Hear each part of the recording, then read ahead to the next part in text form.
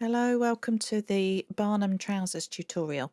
I'm going to start with the darts, but before that I'm going to show you that I have overlocked all around this fabric because it's a brocade. It's likely to fray and it just makes it easier, I think, to make it neat to start with. The crotch seam, I've left the top free as that will be enclosed in the facing.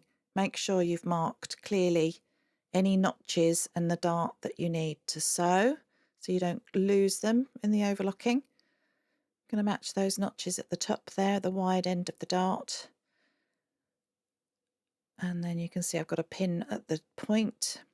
I'm just going to stitch starting from the wide end and a little back tack to start with. You can see I've drawn in chalk on mine. So I'm just following that chalk line, tapering down towards that final pin, and you just come off the fabric when you get to that pin. So you've got a nice little tapered wedge shape there. Open it out and I'm going to press it to one side.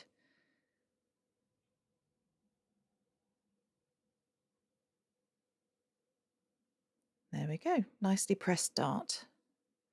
Do the same on all the other trouser parts. You should have one dart on each piece. So now for the zip. I'm going to use a concealed zip and I'm going to put mine in my right side of my trouser. So this is my right trouser leg and there's my notch for my zip. That's the end of the zip where I want to stitch to. This is my concealed zip. Just show you what it looks like. You sort of see the teeth are hidden and they show on the wrong side. I'm going to undo it and show you what I've done is I've pulled and rolled out and given it a press so that it's quite flat, which will help when you stitch it in. So I'm arranging my trouser legs now. So they're right side out. Like I said, I'm putting mine in my right hand seam. It doesn't matter which you do. And I'm just laying my zip on the top so that I know that's how I want it to look when it's finished, that side. So I'm going to turn it over. So I've got the right side of my zip to the right side of my trouser. And I'm just going to pin that side and make sure the zip starts 1 centimetre down. And I'm pinning this tape down to the notch, the zip notch. I'm going to do 2 rows of stitching on this. One of them is going to be, there we go, just checking that's 1 centimetre from the top. One of them's going to be just on the edge of this tape, sewing this tape to the edge of the trouser, the overlocked part. You can see I've got my zip foot on my machine so I can get in nice and close when I come to do the second one. Just back tacking there when I've reached my notch. Now I'm going in and I'm going as close as I can to the coil that I've sort of pressed open. Don't want to stitch on the actual nylon coil bit, but you do want to get nice and close. Nice back tack. So there you go, that's one side of the zip in. You're halfway there already. You can see my 2 rows of stitching. I'm just checking that I've got enough to fold over there for my seam allowance. I've got stitched to the notches. That's all brilliant. Okay, let's do the zip up because again I want to look at it. That's the way it wants to sit when it's done because that's the right side. So right side to right side on this part of the trouser leg now, and I'm going to pin from the top down to my notch again. You might want to stitch from the top down as you did before. I'm going to stitch from the bottom up just because I've been doing this for years. So I'm going to start there and work up. I'm going to do the 2 rows of stitching again. The first one on the outside of the tape. I just find this secures everything down and it sits much nicer if it's got the 2 rows.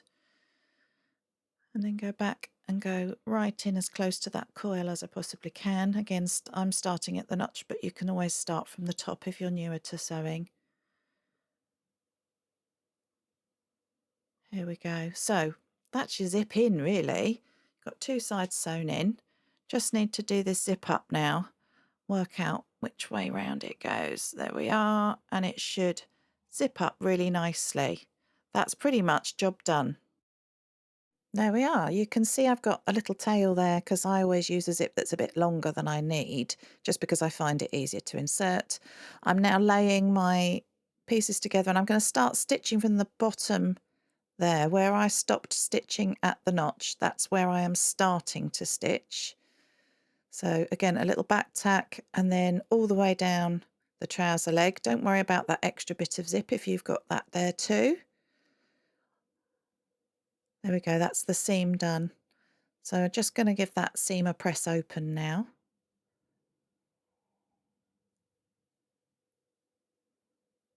There you are, that looks great. I'm really pleased with that. Check it works properly. Perfect. Nicely pressed seam. So all I've got now to do is to trim this zip down. Okay, so I'm going to just chop this zip now, a couple of centimetres below where my stitching stopped. And I'm going to just do a sort of back tack, go backwards and forwards over the end of it, just so that the zipper can't come undone beyond that point. There we go. So that's my zip.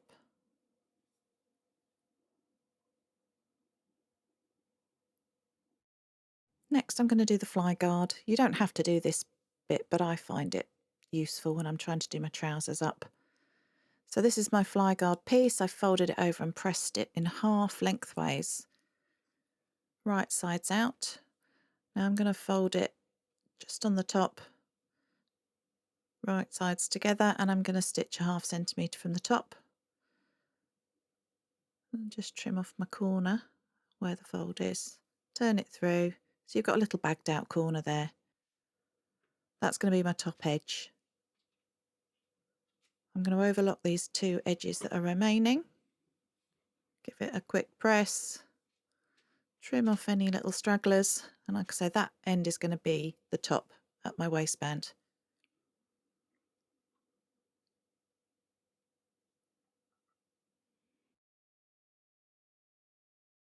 So now I'm going to pin it onto my zip tape. I'm pinning it to the front trouser, but you can do it to whichever side, it doesn't really matter. So the top edge should go 1 centimetre down from the top of your trousers and just pin it to this seam here. And then just stitch along. Start from your top, down to the bottom, back tack, and then I'm going to flip it over and just stitch a couple of centimetres up onto the other seam allowance as well, which I'll show you now, look. So that side's all stitched. And then down at the bottom, I've just stitched it to that one, just a couple of centimetres, just to take any tension off the bottom of that zip so you don't end up fraying your seam at the bottom of your zip. There you go, it looks very smart.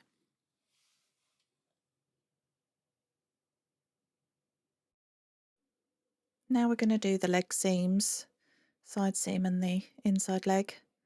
Start with the side seams. So matching my notches, this obviously is the leg that doesn't have the zip in. So remembering to match those notches. Incidentally, if you've overlocked or zigzagged your seams before you start, do give them a press before you pin together and stitch, because unless your tension is 100% spot on, it will pull up the fabric a little bit, so it can look a bit unsightly and a little bit puckered. Centimetre seam allowance as always.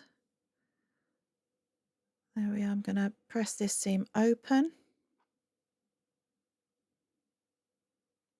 And that's what it looks like, nice flat seam. And then we're going to do the same for the inside leg. So match those crotches, pop some pins in. Start at the top, work your way down, centimetre seam allowance as usual, all the way down to the hem.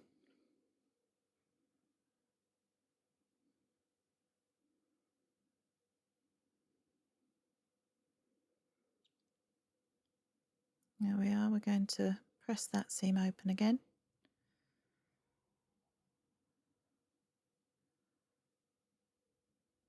There we go, nice open seam. That's one trouser leg done.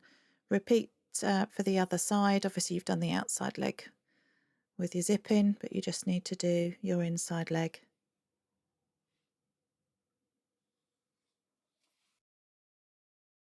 Next we're going to do the crotch seam. I find the easiest way to do this is to have one leg inside out and one leg the right way out, and put the leg that's the right side out inside the other one, matching the crotches like so. So I'm going to pop some pins in, match that crotch seam first, line those seams up nicely.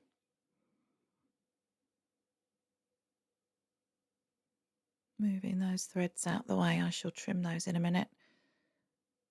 And then match the waists and then pin in between, and do the same for the other side.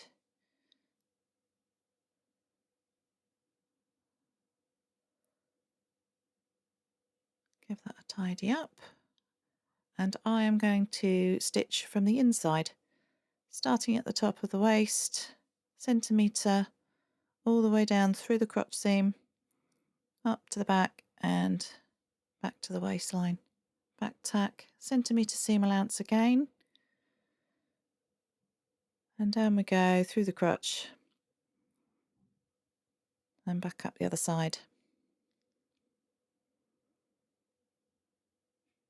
There we go. Now I like to give this a good old stretch just in case, because sometimes you get your stitching snapping, so you want it to snap now, and then you stitch again exactly over the same stitching to reinforce.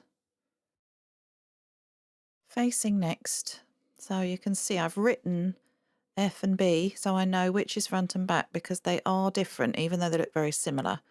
Make sure you're stitching up the side seam that relates to the stitched side seam on your trousers. You don't want it to be the side the zip is. So you're just stitching one side like that and pressing it open. And then you're going to match it up to your trousers on the waistline. So I've got the back of the trousers facing up on the table. So that's my back facing. So that should be my zip there. There's my opening. And I'm going to pin the side seams first. There we go. You can always match halves and quarters if you need to fold things in halves and put notches in to make sure that your ease is in the right place.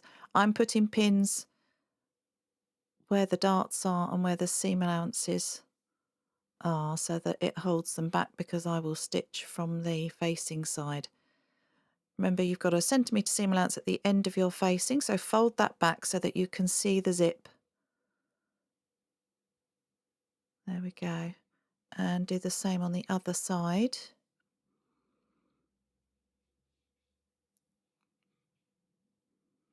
Pinning my seams and my darts again and folding those back a centimetre so my seam allowances are tucked away.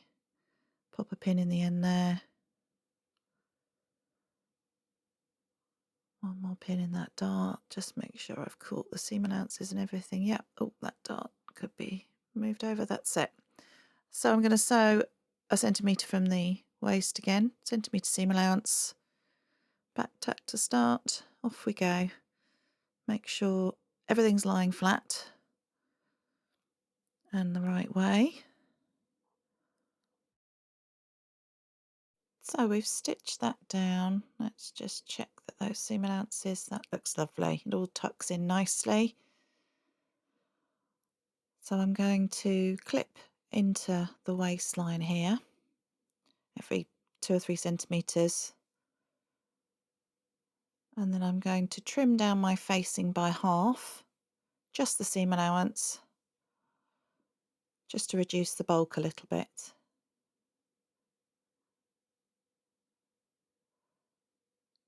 Cut those corners. So now I'm going to press my seam allowances up towards my facing, and I'm going to stitch very close to the edge of my facing. So this will basically sew all that seam allowance to the facing, so it will hold it all down that way, so everything is being pulled across underneath towards the facing, and I'm stitching through all the layers. Okay, so we're going to fold this back, tucking all those bits in. Make sure that seam allowance is folded back, and pop some pins in. You'll want to press this nice and flat as well before you do any stitching.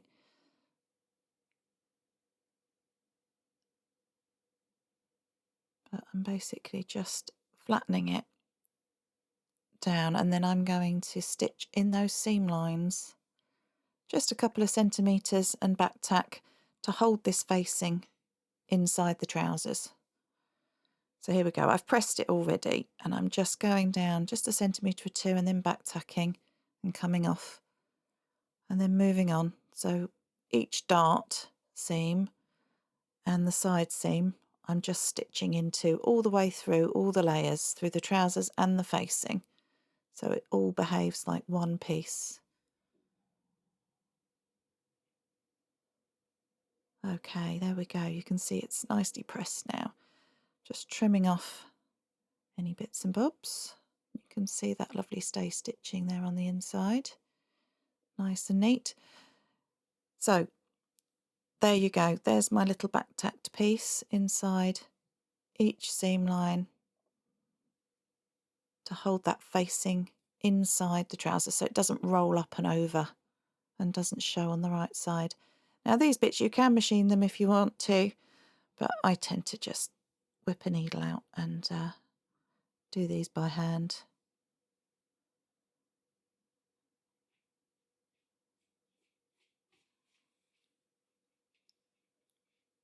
There you go, I'm just catching the facing into the stitch line where I stitched the fly guard to the zip tape. Do the same for the other side. So all there is the hem now. I'm just going to turn mine up and stitch them, but you could do a nice little turn and turn. All depends how tall you are or not tall you are. Very easy to lengthen these as they are slightly cropped. You can always just add a little bit on when you cut them out at the bottom to the hem. So I'm just doing a really simple stitch here all the way around. Give it a press. Oh, let's trim these off. Give it a tidy up. One last press. And then you've finished your trousers. Enjoy.